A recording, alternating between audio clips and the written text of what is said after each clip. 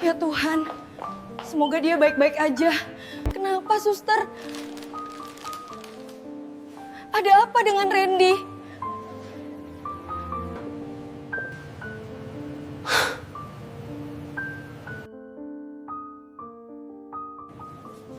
Duh, ribet banget sih ini. Seluruh duniaku baru saja berakhir. Dan dia bahkan tidak terlihat menyesal. Jadi ini emergensimu. Semua bohongmu untuk ini.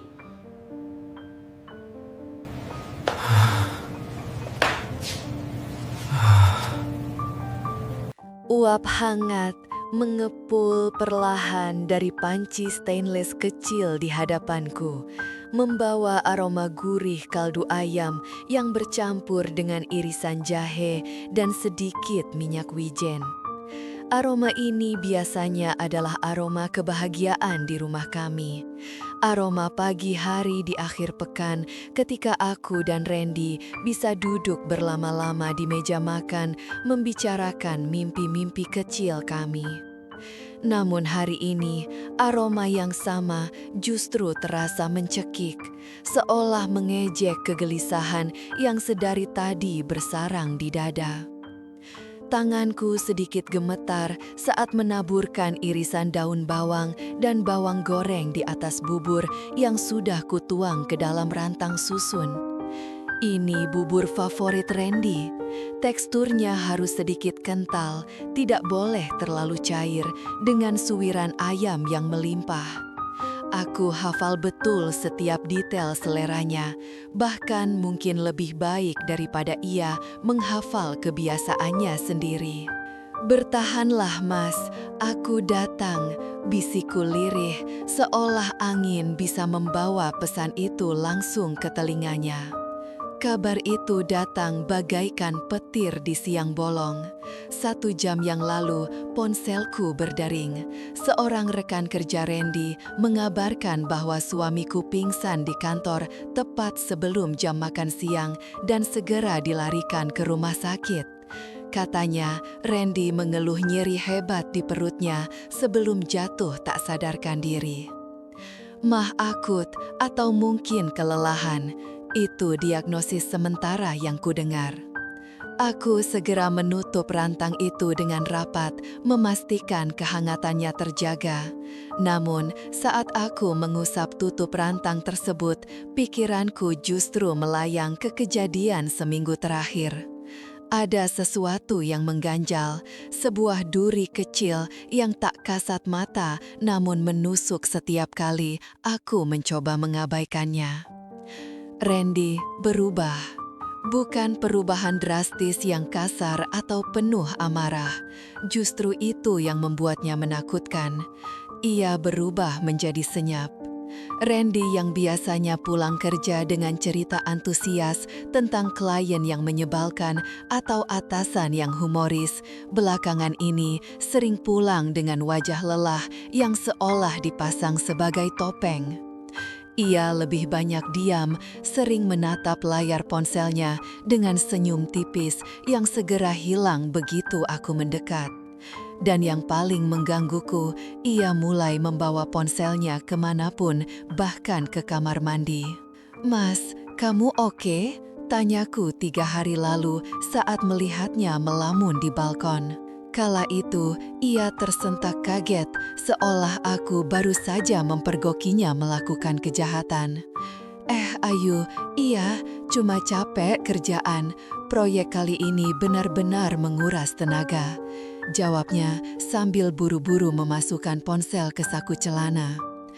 Aku ingin percaya, sebagai istri, tugasku adalah menjadi rumah tempatnya pulang dan merasa aman.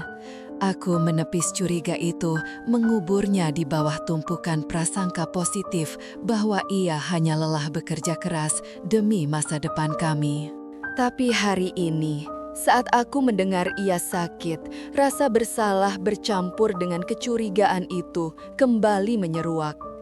Apakah sakitnya ini karena ia terlalu memforsir diri untuk sesuatu yang tidak aku ketahui? Atau apakah ada beban pikiran yang ia sembunyikan dariku? Aku menggelengkan kepala kuat-kuat, berusaha mengusir pikiran negatif itu. Tidak boleh. Suamiku sedang sakit, terbaring lemah di rumah sakit. Bukan saatnya meragukan kesetiaan atau kejujurannya. Ia butuh aku, dan ia butuh bubur buatan istrinya. Dengan langkah tergesa, aku menyambar tas tangan dan kunci mobil. Rumah terasa begitu sunyi saat aku melangkah keluar. Sebuah kesunyian yang tiba-tiba terasa dingin meski matahari di luar bersinar terik. Perjalanan menuju rumah sakit terasa sangat lama. Jalanan Jakarta yang padat merayap seolah berkonspirasi untuk menahan lajuku. Di dalam mobil, aku hanya ditemani suara radio yang memutarkan lagu-lagu pop sendu yang entah kenapa liriknya terasa begitu relevan dengan kegundahan hatiku. Jari-jariku mengetuk-ngetuk setir dengan tidak sabar. Mataku sesekali melirik rantang makanan di kursi penumpang, memastikan posisinya aman dan tidak terguling. Ada dorongan aneh dalam diriku untuk memberi kejutan. Rekan kerjanya bilang Randy sudah sadar dan sedang istirahat di ruang rawat inap VIP. Aku sengaja tidak menelpon Randy. Aku ingin melihat wajahnya yang terkejut bahagia saat melihatku muncul di ambang pintu dengan makanan kesukaannya. Aku ingin melihat binar mata itu lagi, binar yang sempat meredup beberapa minggu ini. Aku ingin membuktikan pada diriku sendiri bahwa jarak yang terasa di antara kami hanyalah imajinasiku semata, bahwa kami masih baik-baik saja. Sesampainya di lobi rumah sakit, aroma khas obat-obatan dan pembersih lantai langsung menyergap indera penciumanku. Bau yang selalu identik dengan rasa sakit dan harapan yang gantung. Aku melangkah menuju meja resepsionis, mencoba mengatur nafas agar terlihat tenang. "Selamat siang, Sus. Saya mau menjenguk suami saya, Bapak Randy Pratama," ujarku pada perawat yang berjaga. Perawat itu mengetik sesuatu di komputernya, lalu tersenyum ramah. "Oh, Pak Randy, beliau ada di kamar 305, lantai 3, Bu, ruang anggrek." "Terima kasih, Sus." Aku melangkah menuju lift. Angka-angka di layar digital lift berganti dengan lambat, seirama dengan detak jantungku yang semakin kencang. Lantai 1, lantai 2, lantai 3. Denting lift berbunyi, pintu terbuka. Lorong lantai 3 terlihat lengang dan bersih, didominasi warna putih gading yang menyilaukan namun terasa hampa. Suara langkah kakiku sendiri terdengar memantul di dinding-dinding koridor saat aku berjalan mencari nomor 305. Perasaan tidak enak itu kembali muncul, kali ini lebih kuat. Seperti ada batu besar yang menekan ulu hatiku, firasat. Orang bilang firasat seorang istri itu tajam, setajam mata pisau yang baru diasah. Tapi apa yang kufirasatkan? Randy hanya sakit mah, bukan penyakit terminal. Kenapa rasanya aku seperti sedang berjalan menuju tiang gantungan? Aku memperlambat langkah saat melihat angka 305 tertera di sebuah pintu kayu berwarna coklat muda. Pintunya sedikit tebal, tertutup rapat. Disinilah suamiku berada. Aku berhenti sejenak di depan pintu, menarik nafas dalam-dalam. Tangan kananku memegang erat rantang makanan, sementara tangan kiriku terangkat, bersiap mengetuk. Namun, gerakan tanganku terhenti di udara. Sunyi. Seharusnya aku langsung masuk, tapi entah kenapa, kakiku terasa berat, seolah terpaku di lantai vinil rumah sakit. Ada keraguan yang tiba-tiba melumpuhkan keberanianku. Bagaimana jika ia sedang tidur? Atau bagaimana jika ia sedang diperiksa dokter? Samar-samar, aku mendengar suara dari dalam. Suara tawa. Keningku berkerut. Tawa itu terdengar renyah, tapi lemah. Itu suara Randy. Nadanya terdengar ringan, nada yang sudah lama tidak kudengar di rumah. Nada saat ia benar-benar lepas dan bahagia. Syukurlah, pikirku, Pikirku, berarti kondisinya sudah membaik. Rasa lega sesaat membasuh kekhawatiranku.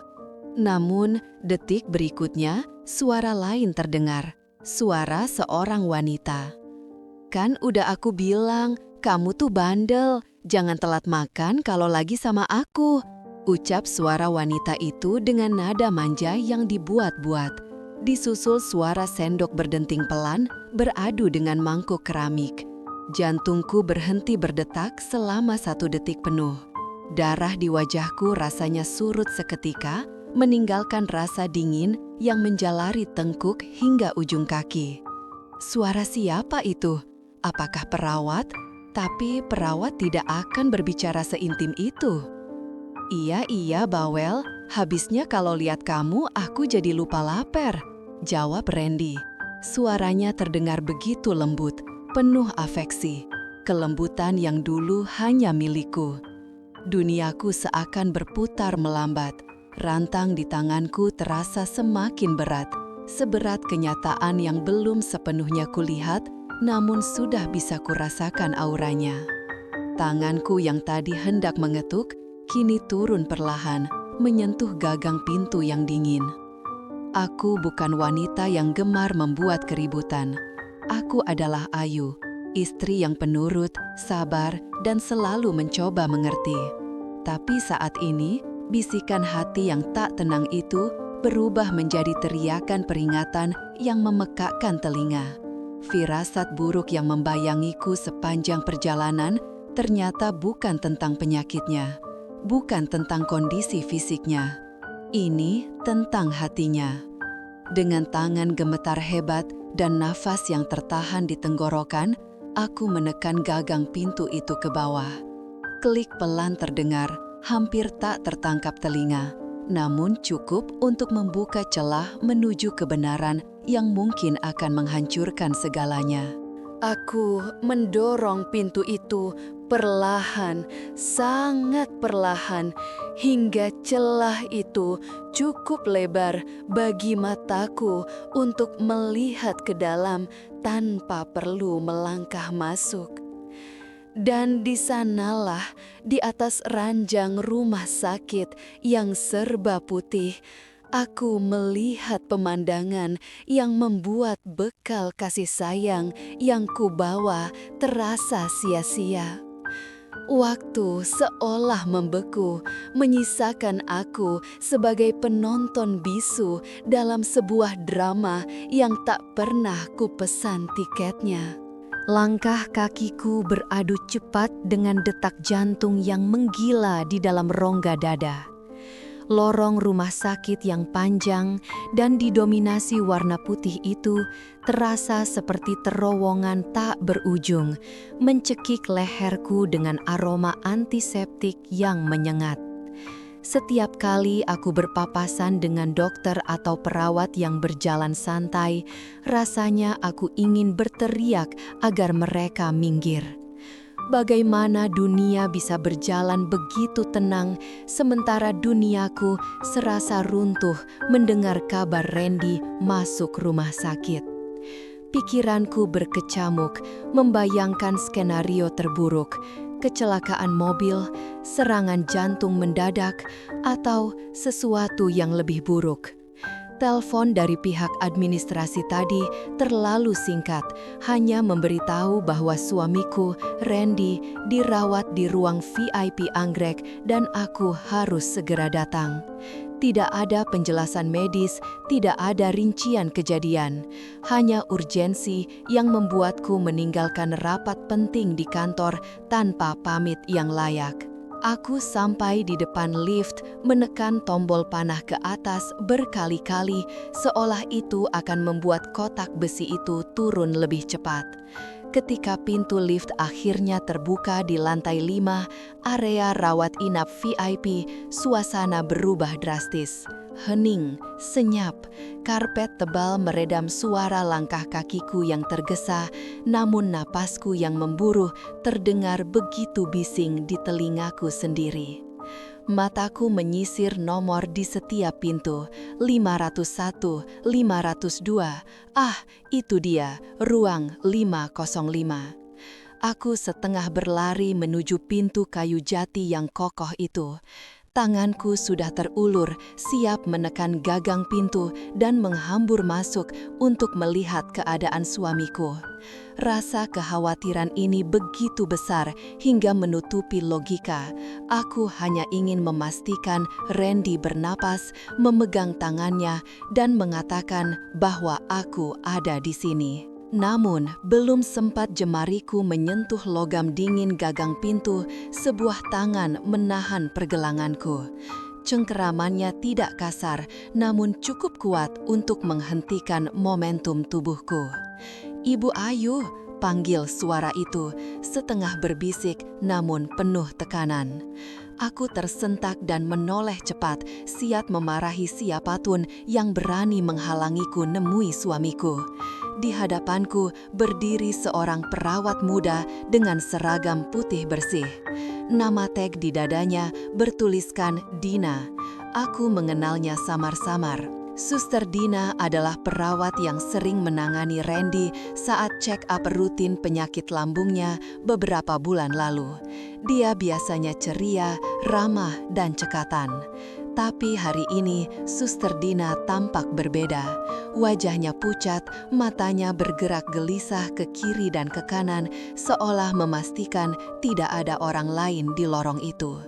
Ada ketakutan yang nyata di balik sorot matanya yang biasanya hangat. "Suster Dina," tanyaku dengan napas yang masih tersengal. "Lepaskan saya harus masuk. Suami saya ada di dalam kan? Bagaimana keadaannya? Apa parah?" Alih-alih menjawab atau melepaskan tanganku, Suster Dina justru menarikku mundur, menjauh dari pintu ruang rawat Randy. Tubuhnya gemetar halus, sesuatu yang bisa kurasakan lewat sentuhan tangannya di kulitku. "Maaf Ibu Ayu, maafkan kelancangan saya," bisiknya cepat, suaranya bergetar hebat. "Tapi Ibu jangan masuk dulu, tolong dengarkan saya." Aku mengernyit, bingung bercampur marah. "Apa maksudmu? Kenapa saya tidak boleh masuk? Saya istrinya. Jika terjadi sesuatu pada Randy, saya berhak tahu sekarang juga." Aku mencoba menepis tangannya dan melangkah kembali ke arah pintu, tapi Suster Dina dengan nekat menghalangi jalanku. Dia merentangkan kedua tangannya sedikit, membuat barikade tubuh yang rapuh namun penuh determinasi. Matanya kini berkaca-kaca, memancarkan sorot iba yang begitu dalam hingga membuat kemarahanku surut seketika, digantikan oleh rasa dingin yang perlahan merambat di punggungku. Kenapa dia menatapku seperti itu, seperti menatap seseorang yang akan dijatuhi vonis mati?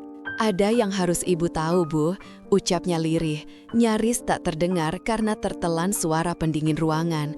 "Ini demi kebaikan Ibu sendiri. Saya tidak bisa membiarkan Ibu masuk begitu saja tanpa persiapan. Ibu akan hancur." Kata hancur itu menghantamku lebih keras daripada kabar kecelakaan apapun. Pikiranku langsung melayang liar. Apakah kondisi fisik Randy begitu mengerikan hingga tak layak dilihat? Apakah dia cacat? Atau apakah dia sudah tiada? "Dina," katakan dengan jelas, suaraku merendah, menahan gejolak emosi yang siap meledak. "Apa Randy meninggal?" Suster Dina menggeleng cepat, air mata menetes di pipinya. "Bukan, Bu, Pak Randy fisiknya baik-baik saja. Dia sadar, tapi..." Dia menggigit bibir bawahnya, tampak ragu sejenak sebelum menatap mataku lekat-lekat. "Ada kebenaran yang harus Ibu dengar sendiri. Saya tidak bisa mengatakannya, karena Ibu mungkin tidak akan percaya jika itu keluar dari mulut saya. Ibu harus mendengarnya langsung." Kebenaran? Teka-teki macam apa ini? Rumah sakit bukan tempat untuk bermain detektif. Aku mulai kehilangan kesabaran, namun sorot mata Dina yang memohon itu menahanku. Ada ketulusan di sana, ketulusan dari seseorang yang mempertaruhkan pekerjaannya hanya untuk mencegahku melangkah melewati pintu itu. "Suster Dina, kalau kamu tidak minggir..." "Di sebelah sini, Bu," potongnya cepat sambil menarik lenganku lagi. Kali ini membimbingku ke sebuah pintu kecil di samping ruang rawat utama. Itu adalah akses menuju janitor room yang terhubung dengan ventilasi kamar mandi privat di dalam ruang VIP atau mungkin ruang tunggu kecil yang disekat. Struktur ruang VIP di rumah sakit ini memang dirancang seperti suite hotel. Dina membuka pintu itu dengan kunci master yang tergantung di pinggangnya. Ruangan itu sempit, gelap, dan berbau cairan pembersih lantai. Namun letaknya persis bersebelahan dengan dinding kamar tempat Randy dirawat. "Masuklah ke sini," instruksi Dina sambil mendorong pelan punggungku. Aku menahan kakiku, menatapnya tajam. "Kamu menyuruhku bersembunyi? Kamu gila, Dina. Suamiku sakit di dalam sana." "Bu Ayu, tolong percaya pada saya sekali ini saja." Dina mencengkram bahuku. Wajahnya hanya berjarak beberapa sentimeter dari wajahku. Keringat dingin terlihat di pelipisnya. Saya melihat ibu selalu setia menemani bapak check up. Ibu orang baik. Saya tidak tega melihat ibu dibohongi lebih lama lagi. Pak Randy tidak sendiri di dalam sana, dan orang yang bersamanya, pembicaraan mereka, ibu harus dengar. Jantungku berhenti berdetak sesaat. Randy tidak sendiri. Kalimat itu sederhana, tapi implikasinya seperti racun yang menyebar cepat ke seluruh pembuluh darahku. Siapa yang menemani Randy? Keluarganya ada di luar kota. Teman kantornya? Tapi kenapa Dina harus sepanik ini? Kenapa harus sembunyi-sembunyi? Rasa curiga yang selama ini tidak pernah ada karena aku mempercayai Randy 100%. Tiba-tiba muncul, kecil namun tajam. Aku teringat lembur-lembur Randy yang semakin sering belakangan ini, telepon yang sering diangkat menjauh, dan perubahan sandi ponselnya. Tanpa sadar, kakiku melangkah masuk ke dalam ruangan sempit itu. Kegelapan menyambutku. Kamar mandi di dalam ruang rawat VIP memiliki celah ventilasi di bagian atas dinding ini, bisik Dina sambil menunjuk ke arah dinding yang memisahkan kami dengan kamar sebelah. Suara dari dalam kamar akan terdengar jelas jika mereka berbicara di dekat area itu, dan mereka ada di sana sekarang. "Dina, kalau ini hanya salah paham," ancamku, meski suaraku tidak lagi memiliki tenaga. "Kunci pintunya dari dalam, Bu. Jangan keluar sampai saya beri kode atau sampai ibu merasa sudah cukup mendengar semuanya," kata Dina. Dia tidak menunggu jawabanku. Dia segera menutup pintu, meninggalkanku dalam kegelapan yang hanya diterangi sedikit cahaya dari celah di bawah pintu. Aku berdiri mematung di tengah ruangan sempit itu, dikelilingi sapu, pel, dan tumpukan tisu toilet. Situasi ini sangat absurd. Aku, Ayu, istri sah dari seorang manajer sukses, bersembunyi di gudang rumah sakit seperti seorang pencuri. Namun, egoku yang terluka segera terpinggirkan ketika sayup-sayup aku mendengar suara dari balik dinding. Akustik ruangan ini aneh. Suara dari kamar sebelah memang terdengar menggema, seolah dinding pemisahnya hanya terbuat dari kertas tipis. "Sakit banget, Yang." Itu suara perempuan. Darahku berdesir hebat. Suara itu lembut, manja, dan syarat dengan keintiman yang tidak wajar untuk seorang rekan kerja atau kerabat jauh. Otakku berusaha mencari database suara siapa itu. Tapi aku terlalu panik untuk berpikir jernih. Lalu terdengar suara yang sangat kukenal. Suara bariton yang selalu menyapaku setiap pagi. Suara yang mengucapkan janji suci pernikahan 5 tahun lalu. "Lumayan, tapi ngeliat kamu di sini sakitnya jadi hilang," jawab Randy. Nada bicaranya, Tuhan, itu nada bicara yang sama yang dia gunakan padaku saat kami masih berpacaran dulu. Menggoda, hangat, dan penuh kasih sayang. Tanganku gemetar hebat hingga aku harus berpegangan pada rak besi di sampingku agar tidak ambruk. Lututku terasa lemas seperti jeli. Apa ini? Apa yang sedang terjadi? Kamu sih nekat banget, suara perempuan itu terdengar lagi. Disusul suara gesekan kain dan bunyi kursi yang ditarik mendekat. Udah tahu asam lambung lagi naik, malah minum kopi strong pas meeting. Capek banget sih biar aku perhatiin. Habisnya kalau di kantor kamu sibuk terus, susah diajak ngobrol. Aku kangen, sahut Randy sambil tertawa kecil. Tawa itu terdengar begitu renyah, tanpa beban sakit sedikit pun. Padahal di telepon tadi, pihak rumah sakit mengatakan kondisinya butuh penanganan segera. Air mataku mulai menggenang, panas dan menyengat. Aku membekap mulutku sendiri dengan tangan, takut isak tangisku lolos dan terdengar oleh mereka. Di balik dinding tipis ini, realitasku sedang dikuliti hidup-hidup. Terus, istri kamu gimana?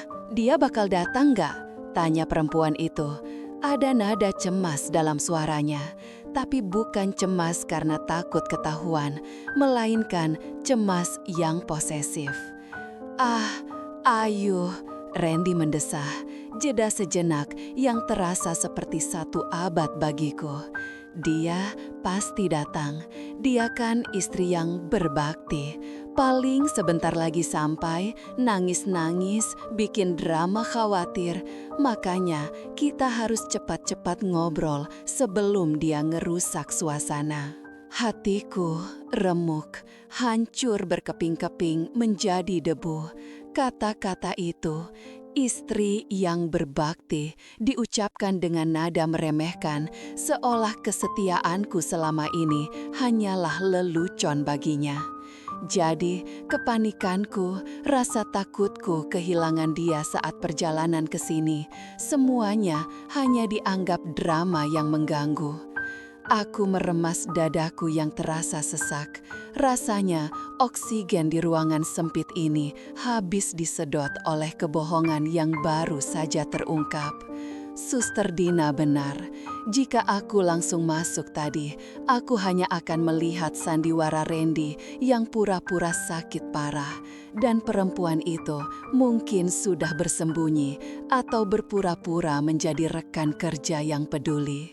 Aku tidak akan pernah tahu wajah asli suamiku. Jahat banget mulutnya. Perempuan itu terkikik, suara yang membuat perutku mual. Tapi serius Ren, sampai kapan kita begini? Kamu janji kalau proyek ini selesai, kamu bakal bicara sama dia. Sabar sayang, kamu tahu kan, Ayu itu bergantung banget sama aku. Kalau aku minta cerai sekarang, dia bisa gila. Aku harus pelan-pelan, bikin dia yang ngerasa nggak betah atau cari alasan yang bikin aku terlihat sebagai korban. Biar nama baikku di depan keluarga besar tetap aman.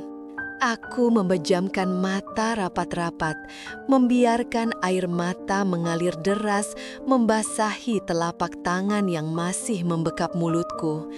Tubuhku merosot perlahan hingga terduduk di lantai dingin. Setiap kata yang keluar dari mulut Randy adalah belati yang menancap di punggungku. Dia tidak hanya berselingkuh, dia sedang merencanakan kehancuranku secara sistematis. Dia memanipulasi perasaanku, memanfaatkan ketulusanku, dan merencanakan perpisahan di mana dia tetap menjadi pahlawan suci, sementara aku dibuang seperti sampah. Ya udah, sini peluk dulu, mumpung nenek sihir belum datang, ucap perempuan itu. Hening sejenak, aku bisa membayangkan apa yang mereka lakukan di dalam sana. Di atas ranjang rumah sakit yang seharusnya menjadi tempat penyembuhan, mereka justru menorehkan luka yang tak akan pernah bisa sembuh di hatiku. Sekarang aku mengerti kenapa Suster Dina menatapku dengan penuh iba. Dia pasti sudah melihat perempuan itu datang lebih dulu, melihat kemesraan mereka, dan mendengar rencana busut itu saat memeriksa infus atau mengantar obat. Dina memberiku senjata paling mematikan, kebenaran. Di dalam kegelapan ruang janitor itu, rasa sedihku perlahan bermetamorfosis. Air mata yang tadinya mengalir karena duka, kini terasa panas karena amarah. Rasa sakit di dada berubah menjadi api yang membakar hangus rasa cintaku pada Randy. Aku menghapus air mataku dengan kasar. Napasku masih tersengal, tapi bukan lagi karena panik. Aku menarik napas panjang, mencoba menstabilkan diri. Aku tidak boleh hancur di sini, tidak di lantai gudang kotor ini. Jika Randy menganggapku sebagai istri bodoh yang bisa dia manipulasi, maka dia salah besar.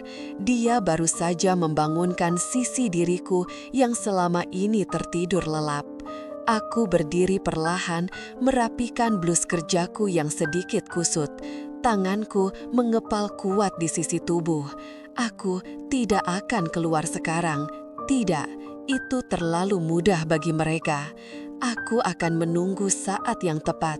Aku akan memainkan peranku sebagai istri berbakti yang dia sebutkan tadi, tapi dengan skenario yang aku tulis sendiri.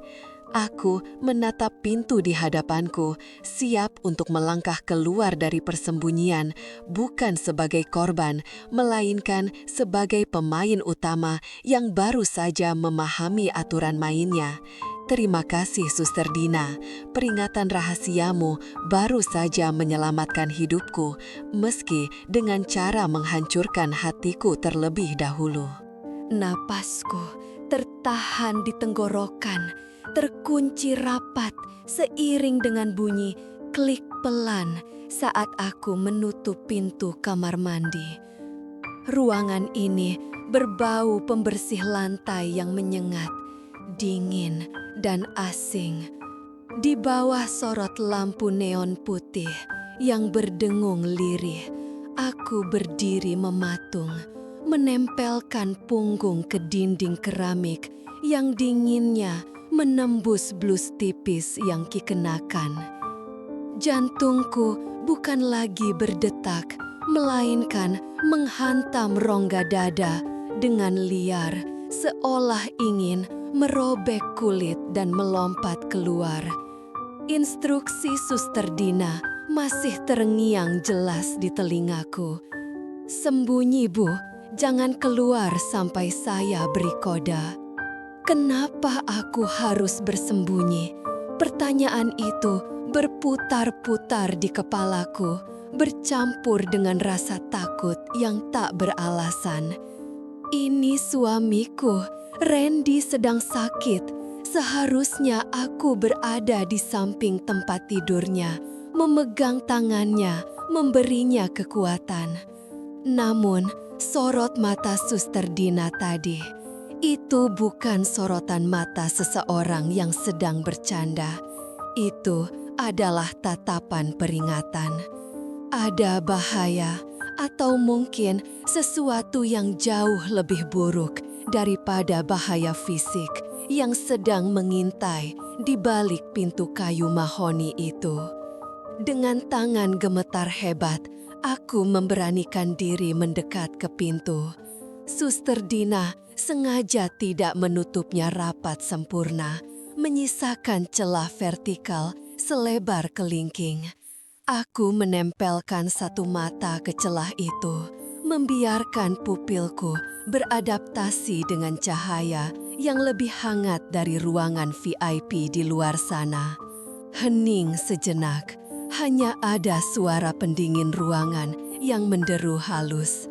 Lalu, suara itu terdengar. Bukan suara roda berangkar yang didorong perawat. Bukan suara langkah kaki terseok-seok orang sakit. Itu adalah suara langkah kaki yang tegap. Sepatu kulit yang beradu dengan lantai vinil, dengan irama yang mantap dan percaya diri. Pintu utama ruangan terbuka lebar. Aku menahan napas, siap melihat wajah pucat suamiku didorong masuk oleh petugas medis. Namun, realitas yang tersaji di depan mataku menghantamku lebih keras daripada pukulan fisik manapun. Randy melangkah masuk. Ia berjalan sendiri, tegak, tanpa kursi roda, tanpa tiang infus yang menggantung di sisinya, dan yang paling menyakitkan, tanpa sedikit pun raut kesakitan di wajahnya. Wajah yang tadi pagi kulihat meringis menahan nyeri di dada, kini terlihat segar bugar, bahkan berseri-seri. Kemeja rumah sakit yang ia kenakan tidak dikancingkan dengan benar, memperlihatkan kaos dalam bermerek yang biasa ia pakai saat pergi golf di akhir pekan. Tapi hantaman itu belum selesai. Randy tidak sendiri. Seorang wanita melangkah masuk bersamanya. Ia cantik, sangat cantik, dengan cara yang mengintimidasi. Rambutnya yang panjang dan bergelombang jatuh sempurna di bahunya, membingkai wajah tirus dengan riasan flawless yang menonjolkan tulang pipinya. Ia mengenakan terusan selutut berwarna krim yang membalut tubuh rampingnya dengan elegan. Kontras sekali dengan penampilanku yang lusuh dan bermata sembab karena menangis sepanjang perjalanan ke sini. Wanita itu yang kemudian ku dengar Randy panggil dengan nama Selina, tertawa renyah sambil menutup pintu kamar perawatan dengan sikunya. Tangan kanannya membawa 2 gelas kopi dari kedai ternama, sementara tangan kirinya melingkar posesif di pinggang suamiku. Gila Ren, akting kamu di IGD tadi beneran juara deh. Aku hampir ketawa pas lihat dokter muda itu panik ngecek detak jantung kamu, ujar Selina dengan nada manja, berjalan menuju sofa empuk di sudut ruangan. Ia meletakkan kopi itu di meja, lalu berbalik menatap Randy dengan tatapan memuja. Randy terkekeh, suara tawa yang sudah lama tidak kudengar di rumah kami. Tawa yang lepas tanpa beban. Ia merentangkan tangannya, meregangkan otot-ototnya, seolah baru saja lepas dari penjara. Namanya juga usaha, Sel. Kalau nggak gitu, mana bisa aku dapat izin nginep di VIP 3 hari full tanpa dicurigai Ayu. Kamu tahu sendiri dia, parnoan banget orangnya. Dikit-dikit nanya, dikit-dikit nelpon, jawab Randy santai. Ia berjalan mendekati Selina, lalu tanpa ragu mengecup kening wanita itu, turun ke pipi dan berakhir di bibir. Di balik pintu kamar mandi, duniaku runtuh. Lututku goyah, memaksaku untuk berpegangan pada wastafel agar tidak ambruk ke lantai. Rasa mual yang hebat mendadak naik ke kerongkongan. Rasanya seperti ada tangan tak kasat mata yang meremas usus dan lambungku hingga hancur. Air mata yang sejak tadi kutahan kini luruh bukan karena sedih, tapi karena rasa sakit yang teramat sangat dari sebuah pengkhianatan yang telanjang di depan mata. Jadi ini alasan dia sakit. Aku mengingat kembali pagi tadi, wajahnya yang memucat, keringat dingin yang mengucur, erangan kesakitannya yang membuatku panik setengah mati. Aku yang pontang-panting menelpon ambulans, aku yang menangis di ruang tunggu, aku yang berdoa tanpa henti meminta Tuhan menyelamatkan nyawanya. Ternyata semua itu hanya sandiwara, sebuah panggung teater yang ia ciptakan hanya untuk bisa menghabiskan waktu dengan wanita lain di kamar rumah sakit mewah ini. Tapi aman kan sayang? Istrimu nggak bakal nyusul ke sini? Tanya Selina, kini duduk di tepi ranjang pasien menyilangkan kakinya yang jenjang. Randy mengibaskan tangan, meremehkan. Ia mengambil remote televisi dan menyalakannya, lalu duduk di samping Selina, merangkul bahu wanita itu erat-erat. Tenang aja, aku udah bilang ke dia kalau aku butuh istirahat total dan gak boleh diganggu. Lagian, aku suruh Suster Dina yang udah aku sogok lumayan gede buat nahan siapa aja yang mau masuk, termasuk Ayu. Dia pasti nurut dan pulang ngurus anak-anak. Kamu jahat banget sih, ujar Selina, tapi nadanya penuh tawa, sama sekali tidak terdengar menyalahkan. Ia justru menyandarkan kepalanya di bahu Randy. Jari jemarinya bermain di kancing baju suamiku. Ini demi kita, Sel. Kamu bilang kangen liburan berdua. Tapi aku nggak bisa keluar otak sekarang. Proyek lagi padat. Jadi ya, staycation di rumah sakit VIP adalah solusi paling aman. Fasilitasnya kayak hotel bintang 5, nggak ada yang curiga, dan tagihannya asuransi yang cover. Jelas Randy dengan bangga, seolah ia adalah jenius yang baru saja memecahkan teka-teki tersulit di dunia. Aku membekap mulutku sendiri dengan kedua tangan, menahan isak tangis yang bisa meledak kapan saja. Asuransi. Dia bicara soal asuransi, sementara aku harus memutar otak setiap bulan untuk mencukupkan uang belanja karena dia bilang gajinya dipotong kantor. Dia bilang keuangan sedang sulit. Dia bilang kami harus berhemat. Ternyata uang itu ada, hanya saja bukan untukku, bukan untuk anak-anak kami, melainkan untuk menyewa kamar VIP demi berselingkuh dengan wanita bernama Selina ini. Amarah mulai merambat naik, menggantikan rasa syok yang melumpuhkan. Ingin rasanya aku mendobrak pintu ini, berteriak di depan wajah mereka, melempar gelas kopi mahal itu ke wajah Randy yang sedang tertawa lebar. Aku ingin mencakar wajah cantik Selina yang dengan tidak tahu malunya bermesraan dengan suami orang di tempat di mana orang-orang berjuang untuk hidup. Tanganku sudah memegang gagang pintu, siap menekannya ke bawah. Adrenalin membanjiri pembuluh darahku.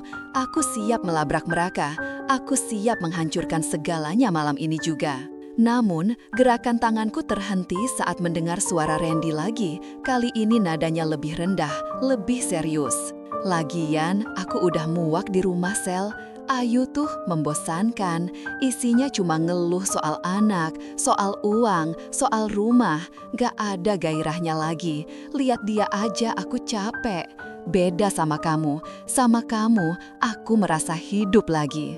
Kalimat itu bagaikan vonis mati yang dibacakan hakim tanpa kesempatan banding. Tanganku terlepas dari gagang pintu, kekuatan untuk marah tiba-tiba tersedot habis, digantikan oleh kehampaan yang gelap dan dingin. Membosankan. Setelah 10 tahun pernikahan, setelah 2 anak yang kulahirkan dengan pertaruhan nyawa, setelah aku mengorbankan karirku demi mengurus rumah tangganya, aku hanya dianggap membosankan. Aku melihat mereka lagi dari celah pintu. Randy kini berbaring telentan di kasur, menarik Selina untuk berbaring di sebelahnya. Mereka berpelukan di atas ranjang sempit itu, tertawa-tawa kecil membicarakan rencana makan malam yang akan mereka pesan lewat layanan kamar. Mereka terlihat begitu bahagia, begitu serasi, seolah dunia ini hanya milik berdua, dan aku hanyalah debu yang mengganggu pandangan. Rasa sakit di dadaku berubah bentuk. Dari tusukan tajam menjadi beban berat yang menghimpit paru-paru. Aku mundur perlahan, menjauh dari pintu agar bayanganku tidak terlihat jika mereka menoleh. Aku kembali bersandar pada dinding keramik di samping wastafel, merosot pelan hingga terduduk di lantai kamar mandi yang dingin. Aku memeluk lututku erat-erat, membenamkan wajahku di sana. Air mataku mengalir deras tanpa suara. Di luar sana, suamiku sedang merayakan kebebasannya, berselingkuh di atas penderitaanku. Di sini, di balik pintu tersembunyi ini, aku hancur berkeping-keping. Suster Dina benar. Melihat kenyataan ini jauh lebih menyakitkan daripada ketidaktahuan. Tapi setidaknya sekarang aku tahu. Aku tahu bahwa pria yang kucintai, pria yang kudoakan kesembuhannya setiap malam, sudah mati. Randy yang ada di luar sana adalah orang asing. Orang asing yang jahat dan manipulatif. Suara tawa mereka masih terdengar samar-samar menembus pintu, menjadi lagu latar paling mengerikan dalam hidupku. Aku menarik napas panjang, mencoba mengumpulkan sisa-sisa kewarasan yang masih kumiliki. Aku tidak boleh keluar sekarang. Jika aku keluar, aku akan kalah. Aku akan terlihat menyedihkan, histeris, dan mereka akan melihatku sebagai wanita lemah yang gampang dihancurkan. Tidak, aku tidak akan memberikan kepuasan itu pada mereka. Aku menghapus air mata di pipiku dengan kasar. Mataku yang sembab menatap pantulan diriku di cermin wastafel. Wanita di cermin itu terlihat rapuh, berantakan, dan terluka parah. Tapi di balik mata yang basah itu, ada secercah api kecil yang mulai menyala. Api kemarahan yang dingin. Mereka pikir aku bodoh. Mereka pikir aku tidak akan tahu. Aku mengeluarkan ponsel dari saku celana dengan tangan yang masih sedikit gemetar. Aku mematikan suara tombol, lalu membuka fitur perekam video. Dengan perlahan, sangat perlahan, aku bangkit kembali. Aku mendekatkan lensa kamera ponselku ke celah pintu. Di layar ponsel terlihat jelas wajah Randy yang sedang menyuapkan potongan buah ke mulut Selina. Terekam jelas percakapan mereka, kemesraan mereka, dan pengakuan Randy tentang kepura-puraannya. Setiap detik rekaman ini adalah pisau yang mengiris hatiku, tapi juga senjata yang akan kugunakan untuk melindungi masa depanku dan anak-anakku. Aku merekam semuanya, tawanya, ciumannya, kata-kata hinanya tentang diriku.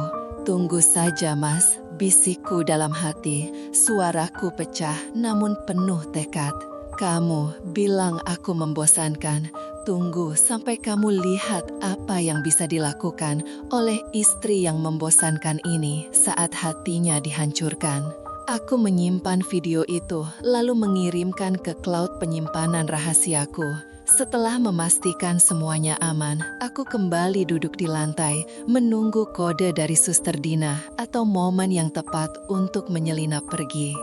Malam ini, di kamar mandi rumah sakit yang dingin ini, Ayu yang lama, istri yang penurut dan naif, telah mati bersama kebohongan suaminya.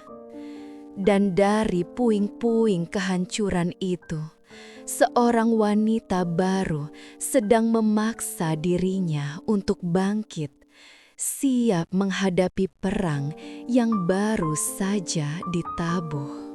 Napas tertahan di tenggorokan, tersangkut bersama bongkahan rasa takut yang entah sejak kapan menggumpal di sana.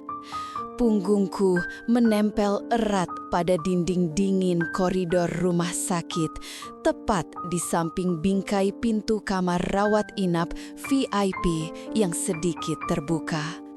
Celah sempit itu yang seharusnya hanya menjadi jalan bagi sirkulasi udara, kini berubah menjadi lubang intip menuju neraka yang tak pernah kubayangkan sebelumnya. Bau antiseptik yang tajam menyeruak masuk ke hidungku, bercampur dengan aroma parfum maskulin yang sangat kuhafal. Parfum yang kubelikan untuk Randy bulan lalu sebagai hadiah ulang tahun. Namun kali ini aroma itu bercampur dengan wangi manis vanila yang asing, wangi perempuan lain. Kamu yakin Ayu gak akan datang malam ini, Ren? Suara itu lembut manja, dan memiliki intonasi yang begitu akrab di telingaku meski aku tak ingin mengakuinya. Itu suara Selina, sahabatku semasa kuliah, orang yang pernah kukenalkan pada Randy dalam sebuah acara makan malam kasual setahun yang lalu. Aku memejamkan mata, berharap ini hanya halusinasi akibat kelelahan bekerja lembur demi membiayai rencana pernikahan kami. Namun, tawa renyah Randy yang menyusul pertanyaan itu menghancurkan harapan naifku. Tawa itu bukan tawa tertahan dari orang yang sedang sakit tipes, seperti diagnosa yang ia sampaikan padaku 2 hari lalu. Itu adalah tawa lepas, tawa bahagia yang sudah lama tidak ia berikan padaku. Aman sayang, dia lagi sibuk-sibuknya ngejar target kuartal di kantor. Tadi aku bilang kepalaku pusing banget dan butuh istirahat total. Jadi aku suruh dia jangan datang dulu biar nggak ganggu. Kamu tahu sendiri kan, Ayu itu gampang banget dimanipulasi kalau soal kesehatanku. Jawab Randy dengan nada santai yang membuat darahku berdesir hebat. Kakiku lemas seketika, rasanya tulang-tulang yang menopang tubuhku dicabut paksa satu persatu. Aku harus berpegangan pada pegangan besi di sepanjang dinding agar tidak merosot jatuh ke lantai. Dimanipulasi, kata itu berdenging di telingaku, berulang-ulang seperti rekaman rusak. Jadi, kekhawatiranku selama 2 hari ini, bubur ayam yang kubuatkan subuh-subuh sebelum ke kantor, pesan-pesan penyemangat yang kukirimkan setiap jam, semuanya hanya bahan tertawaan bagi mereka. Aku memberanikan diri atau mungkin membiarkan rasa sakit menuntunku untuk mengintip lewat celah pintu itu. Pemandangan di dalam sana membuat ulu hatiku serasa ditusuk belati panas. Randy tidak terbaring lemah dengan infus yang menetes lambat. Ia duduk bersandar nyaman di kepala ranjang, wajahnya segar bugar tanpa rona pucat sedikit pun. Di sebelahnya duduk di tepi ranjang dengan gaun biru muda yang memperlihatkan bahu mulusnya adalah Selina. Tangan Randy menggenggam jemari Selina, mengelusnya perlahan dengan ibu jari, gestur yang dulu selalu ia lakukan padaku saat aku sedang cemas. Lagian, ide kamu buat pura-pura sakit ini jenius banget, Sel, lanjut Randy, kali ini sambil mengecup punggung tangan wanita itu. Kita jadi punya waktu berdua tanpa harus sembunyi-sembunyi di apartemen kamu. Di sini nggak ada yang curiga. Orang tua aku juga lagi di luar kota. Sempurna. Iya dong, aku kan nggak mau waktu kita terganggu cuma gara-gara tunangan kamu yang workaholic itu. Sahut Selina sambil menyuapkan potongan apel ke mulut Randy. Tapi Ren, soal rumah di Bintaro itu, kamu jadi ambil kan? Aku udah lihat desain interiornya, cocok banget buat kita. Jantungku berhenti berdetak sesaat. Rumah di Bintaro, itu adalah rumah impianku. Rumah yang brosurnya kusimpan di laci meja kerjaku selama 6 bulan terakhir. Rumah yang kami, aku dan Randy, rencanakan untuk beli setelah menikah nanti. Aku bahkan sudah menyisihkan separuh gajiku setiap bulan ke rekening bersama kami untuk uang mukanya. Pasti dong sayang, jawab Randy dengan mulut penuh apel.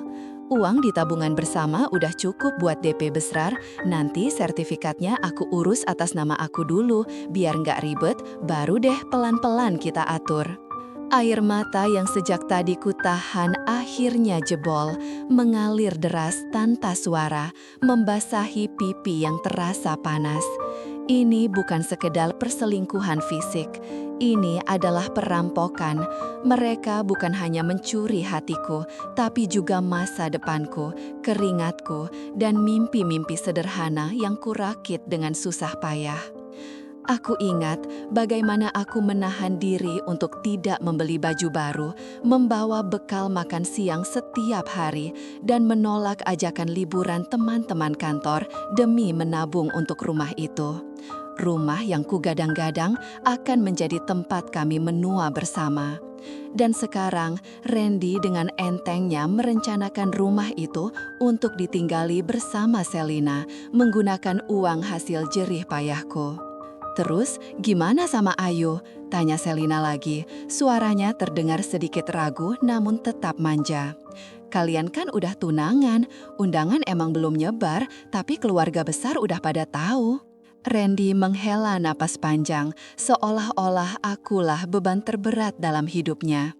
"Ah, itu gampang. Nanti aku cari alasan. Mungkin aku bakal bilang kalau kita udah nggak cocok. Atau aku bikin skenario biar dia yang mutusin aku. Biar aku nggak kelihatan jahat. Yang penting sekarang fokus aku cuma kamu, Sel." Aku udah muak pura-pura jadi cowok baik-baik di depan dia. Muak. Satu kata itu meruntuhkan sisa-sisa penyangkalan dalam diriku. Selama 3 tahun kami bersama, semua perhatian, kesabaran, dan kasih sayang yang ia tunjukkan ternyata hanyalah topeng. Sandiwara panjang yang ia mainkan dengan sangat apik, dengan intonasi dramatis, penekanan pada kata-kata penting, jeda singkat saat menggambarkan luka batin, dan akhiri setiap kalimat dengan nada yang terasa menyentuh dan penuh perasaan. Sandiwara panjang yang ia mainkan dengan sangat apik, dan aku adalah penonton bodoh yang memberikan tepuk tangan paling meriah.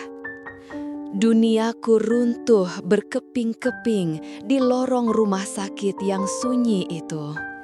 Kenangan-kenangan indah berkelebat cepat di benakku, kini berubah menjadi monster yang menakutkan.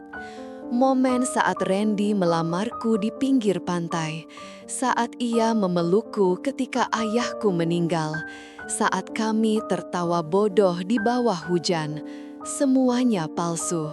Semuanya tercemar oleh kebohongan yang ia ucapkan barusan. Rasa sakit ini begitu dalam hingga terasa fisik. Dadaku sesak, seolah oksigen di sekitarku tersedot habis oleh keegoisan mereka. Aku ingin berteriak, ingin mendobrak pintu itu dan menumpahkan segala sumpah serapah. Aku ingin menjambak rambut Selina, menampar wajah Randy hingga ia sadar betapa bajingannya dia. Tanganku gemetar hebat saat menyentuh gagang pintu yang dingin. Amarah membakar ubun-ubunku, mendesakku untuk segera bertindak. "Masuk sekarang, Ayu.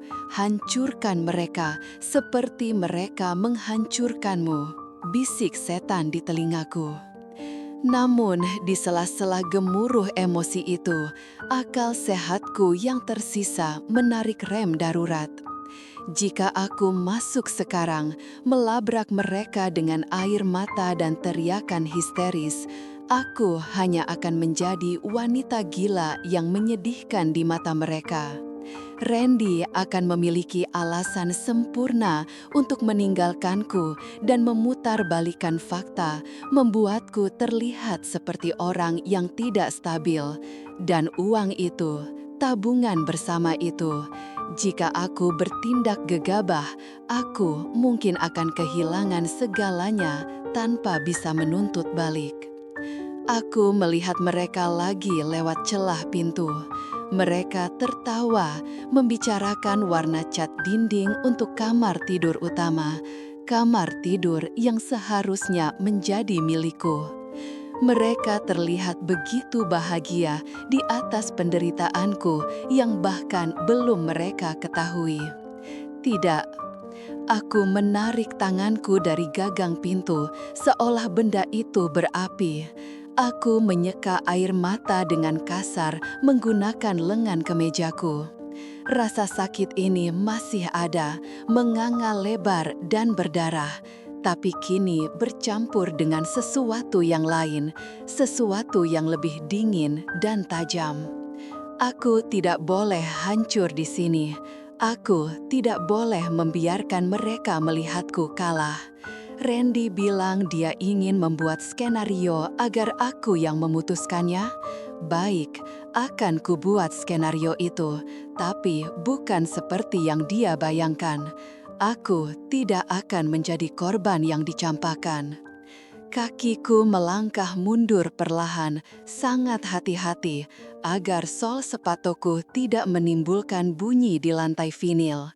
Setiap langkah mundur terasa berat, seolah aku meninggalkan separuh jiwaku mati di depan pintu kamar itu. Namun, setiap langkah juga memberikan perspektif baru. Aku melihat bungkusan buah yang kubawa di tangan kananku, jeruk mandarin kesukaan Randy. Dengan tangan gemetar, namun tatapan yang mulai menajam, aku meletakkan bungkusan itu di kursi tunggu, tepat di seberang pintu kamarnya, namun cukup jauh agar tidak terlihat langsung dari dalam. Biarkan dia menemukan buah itu nanti. Biarkan dia bertanya-tanya. Biarkan teror kecil mulai merayap di hatinya, menebak apakah aku sudah datang atau belum. Aku berbalik badan, berjalan menyusuri lorong rumah sakit yang panjang dan sepi. Air mataku masih mengalir, tak bisa kuelakkan. Hati ini hancur lebur, tak berbentuk lagi. Tapi di balik kehancuran itu, sebuah tekad baru mulai tumbuh. Tekad seorang wanita yang dikhianati, yang dunianya dihancurkan oleh orang yang paling ia cintai. Malam ini, Ayu yang polos dan penurut telah mati di depan pintu kamar 304. Dan besok pagi, Ayu yang baru akan lahir. Ayu yang tidak akan membiarkan 1 sen pun uangnya dinikmati oleh para pengkhianat itu. Tunggu saja Randy, bisikku lirih, suaraku serak namun penuh ancaman yang hanya bisa didengar oleh dinding-dinding bisu rumah sakit. Permainanmu selesai, sekarang giliran aku yang bermain. Dinding pertahanan yang kubangun sekuat tenaga akhirnya runtuh. Rasa sakit itu bukan lagi sekadar tusukan jarum, melainkan kobaran api yang melahap setiap inci kewarasanku.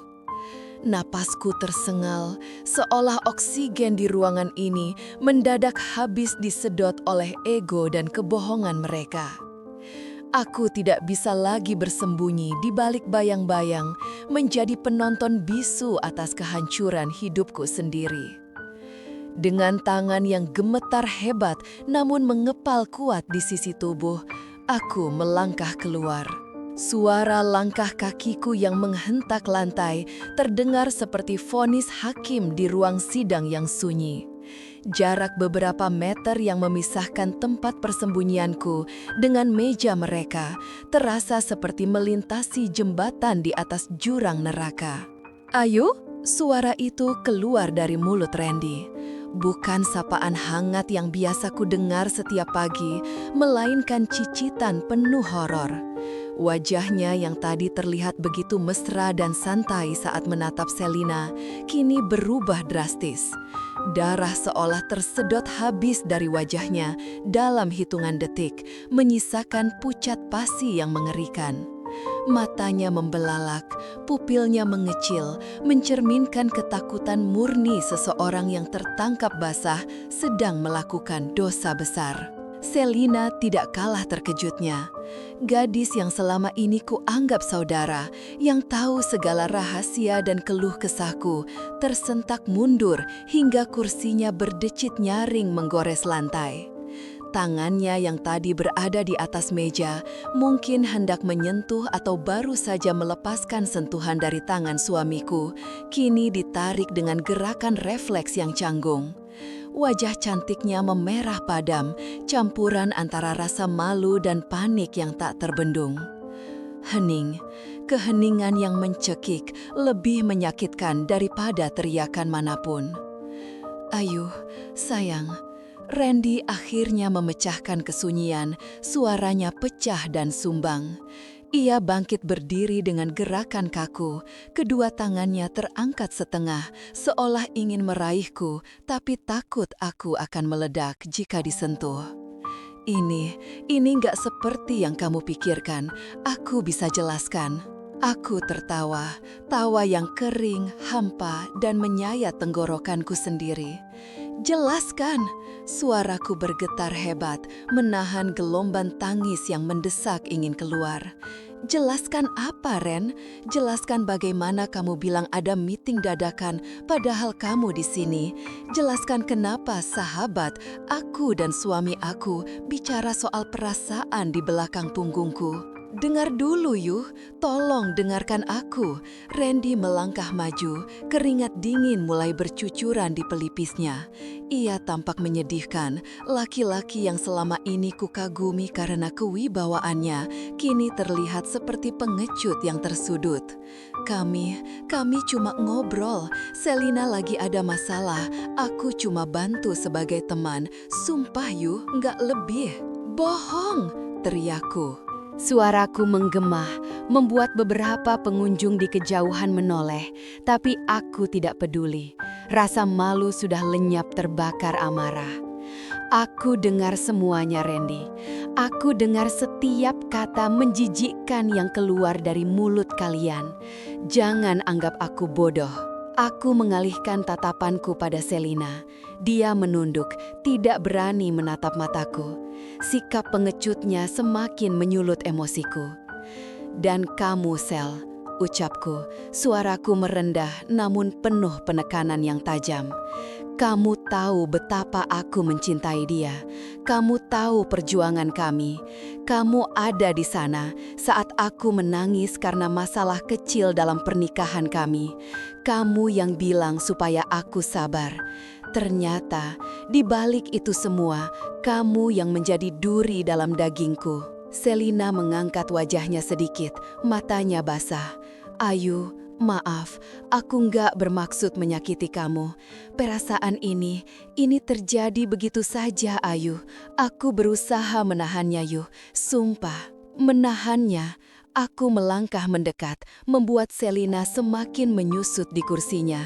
"Kalau kamu benar-benar sahabatku, kamu akan membunuh perasaan itu sebelum tumbuh, bukan malah menyiramnya dengan pertemuan-pertemuan rahasia seperti ini." Air mataku akhirnya tumpah, bukan air mata kesedihan yang lembut, tapi air mata panas yang membakar pipi. Dadaku sesak, rasanya jantungku diremas oleh tangan tak kasat mata. "Kalian berdua," aku menunjuk mereka bergantian dengan jari telunjuk yang gemetar. "Kalian membuatku merasa seperti orang paling bodoh di dunia. Semua alasan lemburmu, Ren. Semua alasan sibukmu, Sel. Ternyata kalian sedang membangun istana di atas puing-puing kepercayaanku." Randy mencoba meraih tanganku lagi. Kali ini ia berhasil mencengkeram pergelangan tanganku. "Sayang, tolong, jangan begini. Kita pulang ya. Kita bicarakan di rumah. Jangan di sini. Aku mohon yo. Aku cinta sama kamu. Cuma kamu." Sentuhannya yang dulu selalu menenangkan, kini terasa seperti bara api yang melepuhkan kulit. Dengan sentakan kasar, aku menghempaskan tangannya. "Jangan sentuh aku," bentakku. Napasku memburu. "Cinta, kamu berani bicara soal cinta setelah apa yang kamu lakukan? Kalau kamu cinta aku, kamu gak akan pernah membiarkan wanita lain masuk ke hati kamu. Apalagi dia sahabat istrimu sendiri. Kamu itu pembohong ulung, Randy. Dan tatapan matamu tadi, tatapan bersalah itu bukti yang gak bisa kamu sangkal dengan 1000 alasan konyolmu." Randy terdiam, mulutnya terbuka, namun tak ada suara yang keluar. Ia tahu ia sudah kalah. Ia tahu topengnya sudah hancur berkeping-keping di lantai restoran ini. Penyangkalan apapun yang ia coba susun di otaknya runtuh seketika saat melihat sorot mataku yang penuh kebencian. Aku menatap mereka berdua untuk terakhir kalinya dalam momen ini. Pemandangan mereka berdua, suami dan sahabat, duduk berdampingan dengan wajah penuh dosa, adalah gambaran yang akan menghantuiku seumur hidup. Tapi, di saat yang sama, gambaran itu memberiku kekuatan aneh. Kekuatan untuk berhenti menjadi korban yang tidak tahu apa-apa. Aku muak, desisku, suaraku parau. Aku muak dengan sandiwara kalian. Silahkan lanjutkan obrolan kalian. Nikmati waktu kalian. Karena mulai detik ini, aku tidak mau lagi menjadi bagian dari kebohongan ini. Ayo, tunggu, kamu mau kemana? Randy panik, ia hendak mengejarku. Jangan ikuti aku, perintahku tegas, setajam belati. Kalau kamu melangkah 1 jengkal saja untuk mengejarku, aku pastikan kamu tidak akan pernah melihat wajahku lagi seumur hidupmu. Tetap di situ, selesaikan urusanmu dengan selingkuhanmu itu. Kata selingkuhan meluncur begitu saja, memberi label resmi pada apa yang sebenarnya terjadi. Selina tersentak mendengarnya, tangisnya pecah menjadi isak yang tertahan. Tapi aku tidak peduli lagi pada air matanya. Air mataku sendiri sudah cukup untuk menenggelamkan dunia. Aku memutar tubuh, memunggungi mereka. Rasanya berat, seolah ada rantai besi yang mengikat kakiku. Tapi aku memaksakan diri untuk melangkah. Setiap langkah menjauh dari meja itu terasa seperti mencabut paku yang tertancap di hati. Sakitnya luar biasa, tapi aku tahu aku harus melakukannya untuk bisa sembuh. Di belakangku, aku mendengar Randy memanggil namaku sekali lagi dengan nada putus asa. Disusul suara benda jatuh, mungkin ia menabrak kursi atau meja karena frustrasi. Namun, aku tidak menoleh.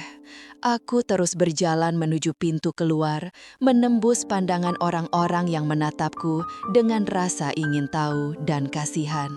Begitu pintu terbuka dan udara malam menerpa wajahku, kakiku lemas. Aku hampir jatuh terduduk di trotoar jika saja tidak berpegangan pada tiang lampu. Badai emosi itu belum reda, justru semakin mengamuk. Tapi setidaknya satu hal sudah pasti, kebenaran sudah terungkap dan tidak ada lagi jalan untuk kembali ke masa lalu yang penuh kepalsuan itu. Malam ini adalah akhir dari duniaku yang lama dan awal dari mimpi buruk yang harus kuhadapi sendirian. Keheningan yang turun di ruangan itu terasa lebih berat daripada teriakan manapun yang sempat terlontar beberapa detik sebelumnya. Napasku masih memburuh, namun bukan lagi karena amarah yang meledak-ledak, melainkan sisa-sisa adrenalin yang perlahan surut, meninggalkan rasa dingin yang menusuk tulang. Di hadapanku, Randy berdiri mematung. Wajahnya yang biasanya penuh wibawa, kini tampak hancur, campuran antara rasa malu, ketahuan, dan kepanikan yang terlambat. Ia menatapku seolah aku adalah orang asing, seolah istri yang selama ini ia kenal penurut dan lembut telah mati dan digantikan oleh sosok lain yang tak ia kenali. Sementara itu, Selina terisak pelan di ranjang pasien. Wajahnya disembunyikan di balik kedua telapak tangannya. Tubuhnya berguncang hebat. Tangisan itu mungkin nyata, mungkin juga manipulasi. Tapi aku sudah sampai di titik di mana aku tidak lagi peduli untuk membedakannya.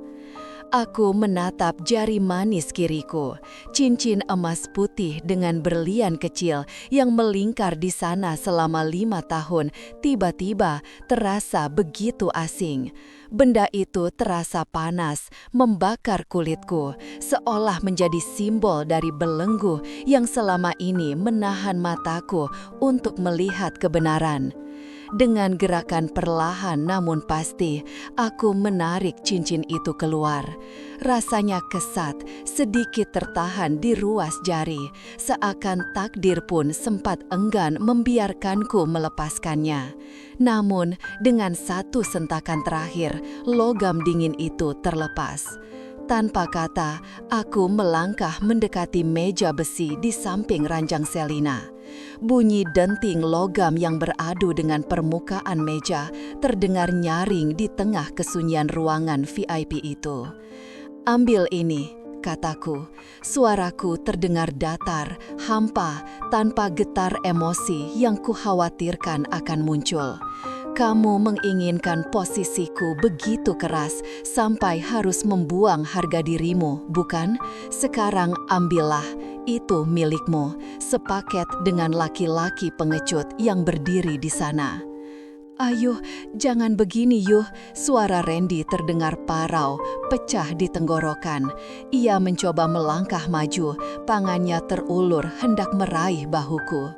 "Kita bisa bicara di rumah, jangan ambil keputusan saat kamu emosi. Tolong dengarkan aku dulu."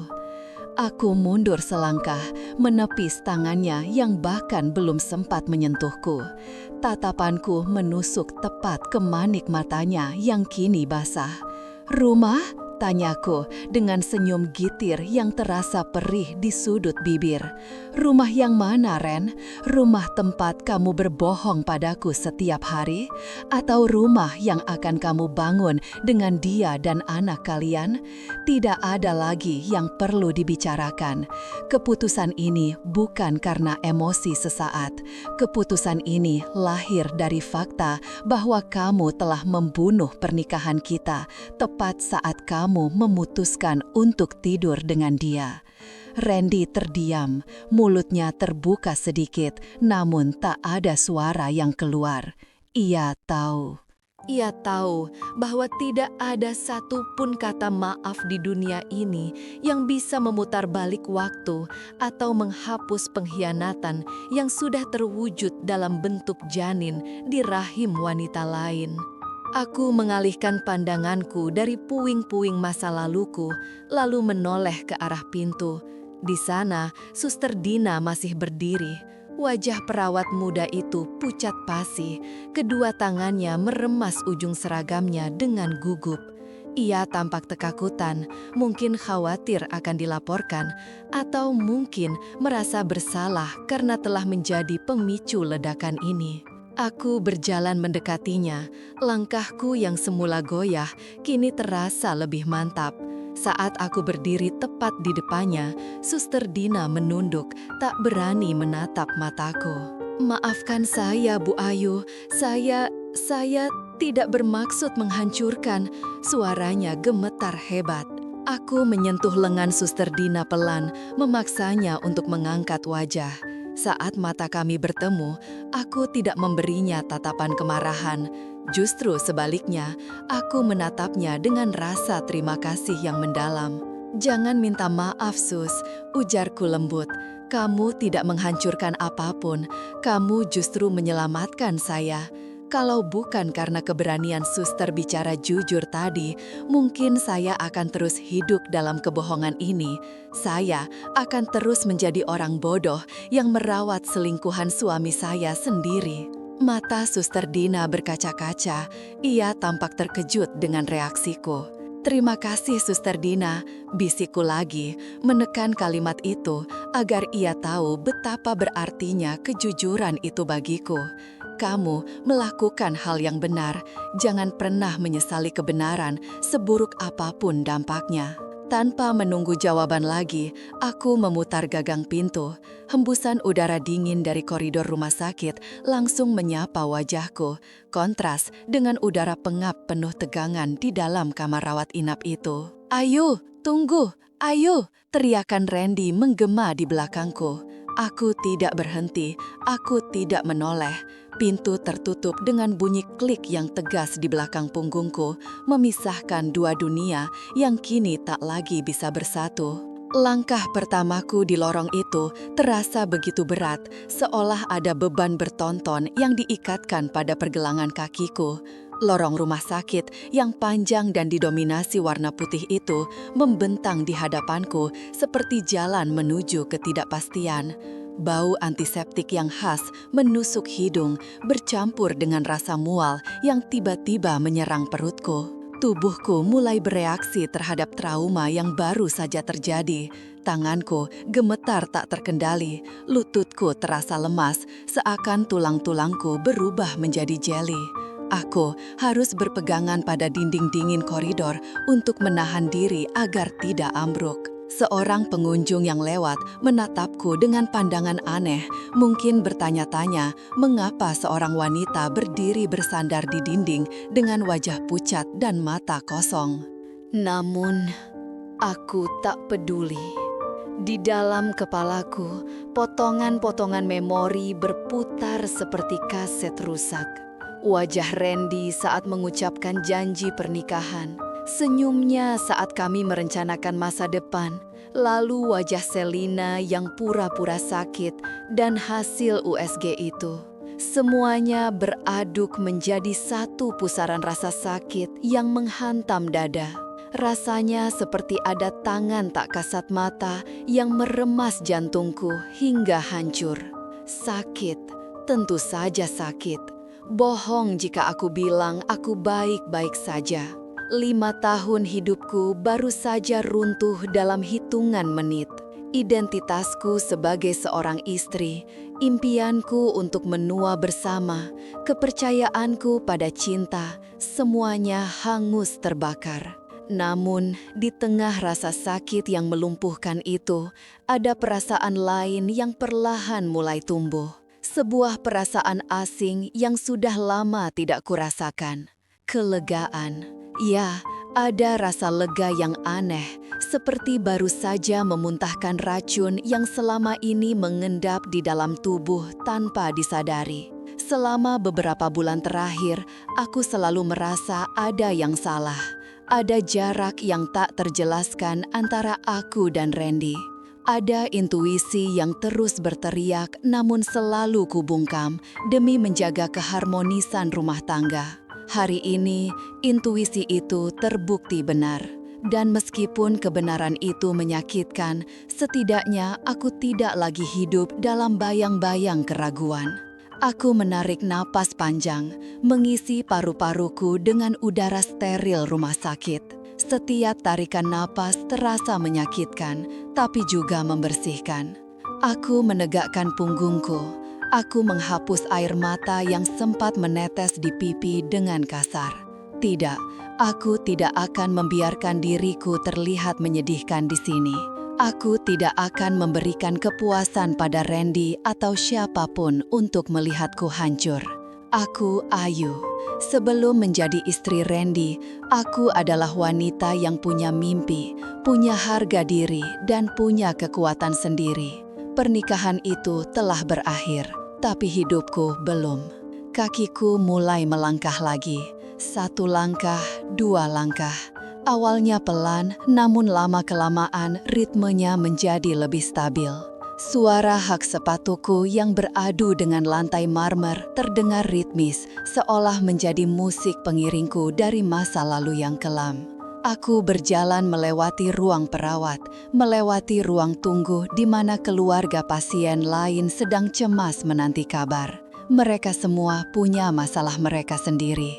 Dan hari ini, aku baru saja menyelesaikan masalah terbesarku. Saat aku mencapai lobi rumah sakit, pintu kaca otomatis terbuka, menyambutku dengan cahaya matahari sore yang mulai meredup. Langit di luar berwarna jingga kemerahan, indah namun sendu. Angin sore menerpa wajahku, mengeringkan sisa-sisa air mata. Aku merogoh saku, mengambil ponselku. Ada beberapa panggilan tak terjawab dari Randy, tapi aku langsung mematikan ponsel itu. Aku butuh ketenangan. Aku butuh waktu untuk diriku sendiri sebelum menghadapi badai perceraian yang sesungguhnya nanti. Dunia di depanku mungkin terlihat buram dan menakutkan saat ini. Aku tahu hari-hari ke depan tidak akan mudah. Akan ada sidang, pembagian harta, gunjingan orang-orang, dan malam-malam sepi di mana aku mungkin akan menangis lagi. Tapi itu masalah untuk nanti. Untuk saat ini, yang aku tahu pasti adalah aku telah mengambil langkah pertama. Aku telah memilih untuk tidak lagi menjadi korban. Aku telah memilih untuk tidak menoleransi pengkhianatan. Aku telah memilih diriku sendiri di atas segalanya. Aku melangkah keluar dari gedung rumah sakit, meninggalkan Randy, Selina, dan segala kebohongan mereka di belakang. Bayanganku memanjang di atas aspal, dan untuk pertama kalinya dalam waktu yang lama, aku tidak merasa sedang berjalan sendirian. Aku berjalan bersama harga diriku yang baru saja kupulihkan. Ini bukan akhir, ini adalah awal dari kebebasanku. 3 bulan telah berlalu sejak palu hakim diketuk di pengadilan agama. Suara ketukan itu yang awalnya aku takutkan akan terdengar seperti lonceng kematian bagi jiwaku, ternyata justru terdengar seperti dentang gerbang kebebasan yang terbuka lebar.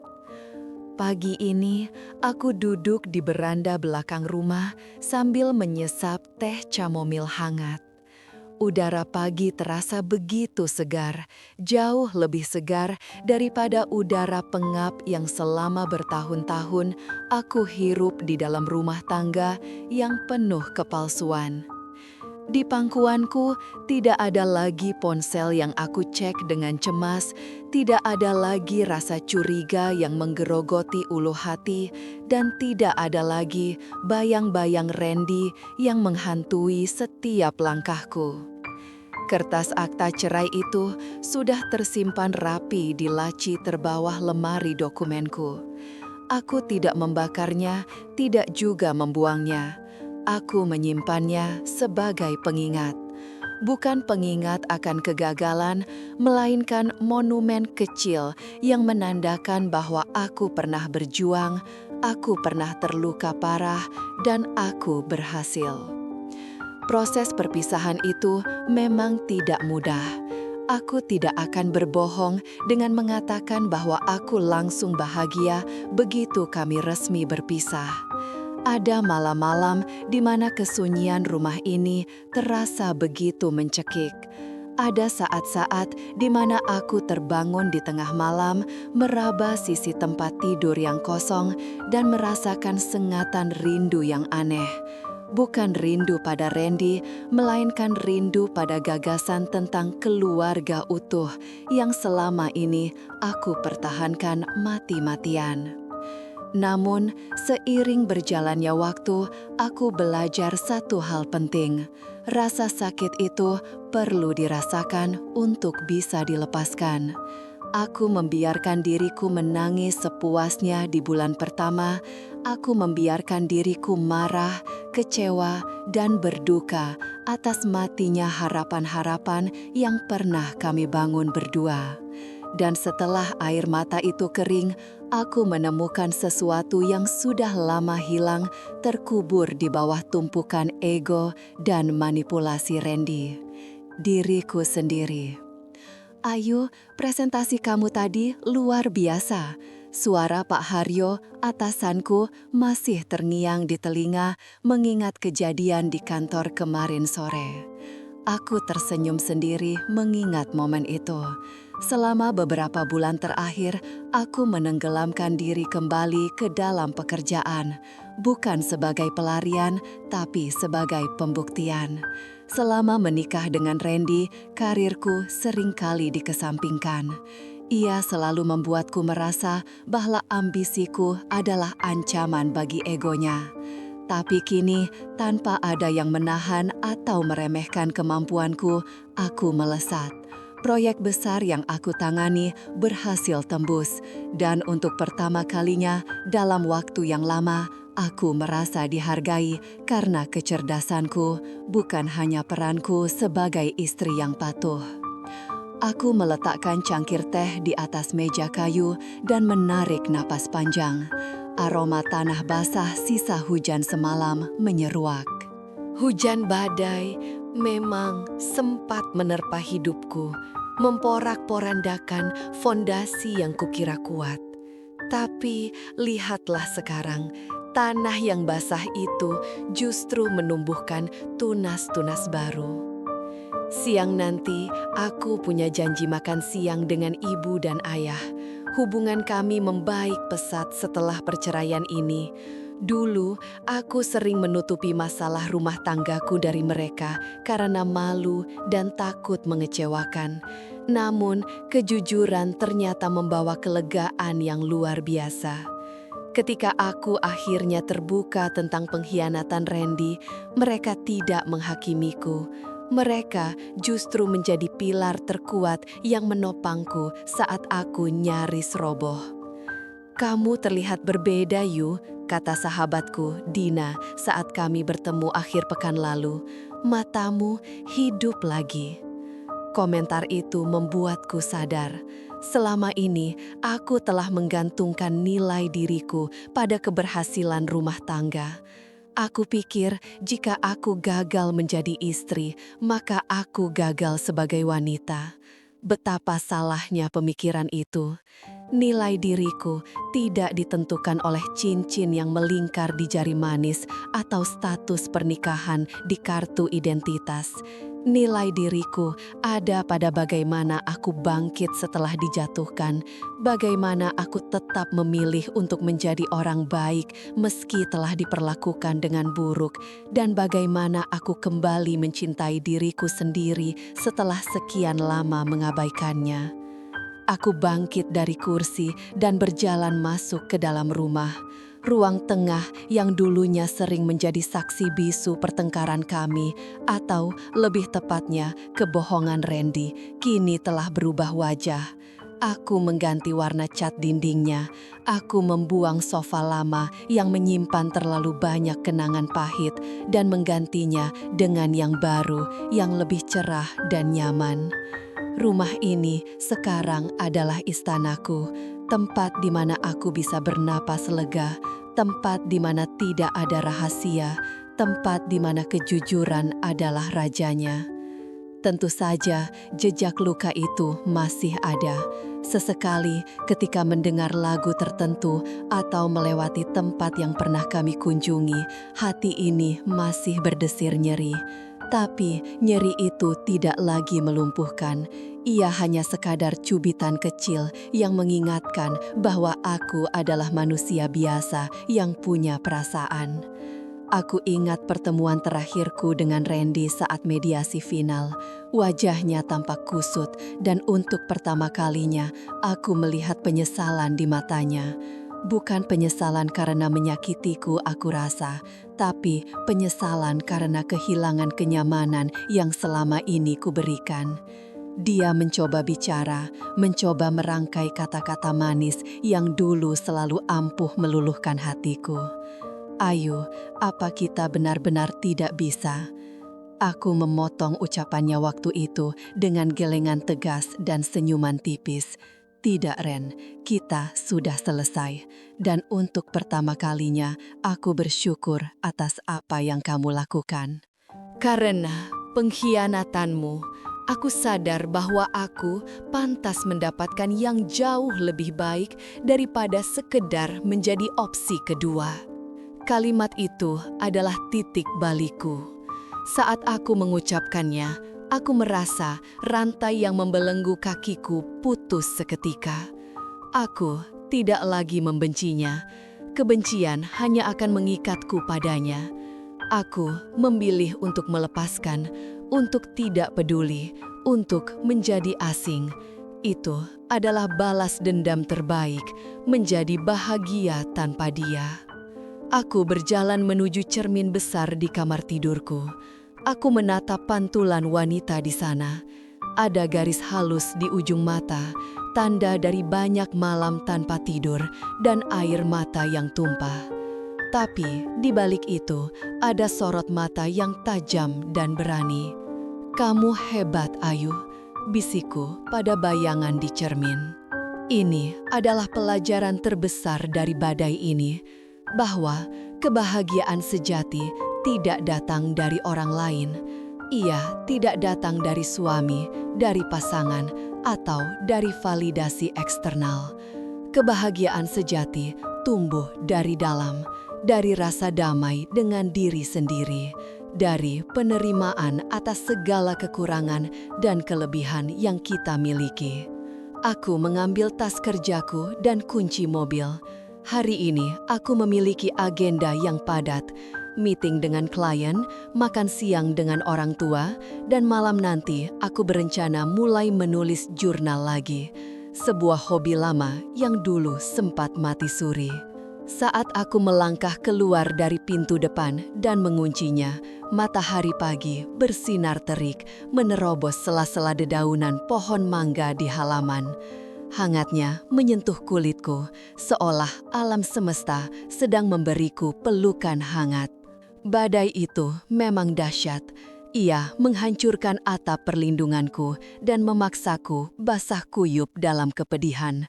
Tapi badai itu juga yang menyapu bersih debu-debu kebohongan.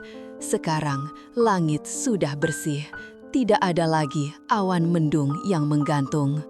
Aku masuk ke dalam mobil, menyalakan mesin, dan memutar lagu favoritku. Lagu yang berirama upbeat dan penuh semangat. Aku tidak tahu apa yang akan terjadi di masa depan. Mungkin aku akan bertemu seseorang yang baru, seseorang yang benar-benar menghargai ketulusan. Atau mungkin aku akan sendiri untuk waktu yang lama. Dan tahukah kalian, itu tidak masalah, sama sekali tidak masalah. Karena sekarang aku tahu, sendirian bukan berarti kesepian. Sendiri berarti aku memiliki otonomi penuh atas kebahagiaanku. Aku menginjak pedal gas, meluncur membelah jalanan kota Jakarta yang mulai ramai.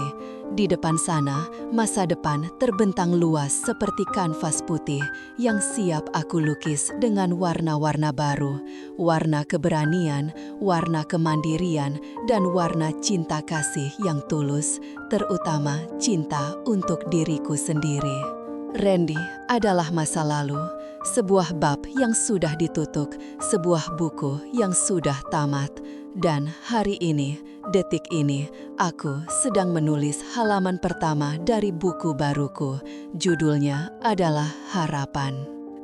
Matahari baru telah terbit dan cahayanya jauh lebih indah dari yang pernah aku bayangkan.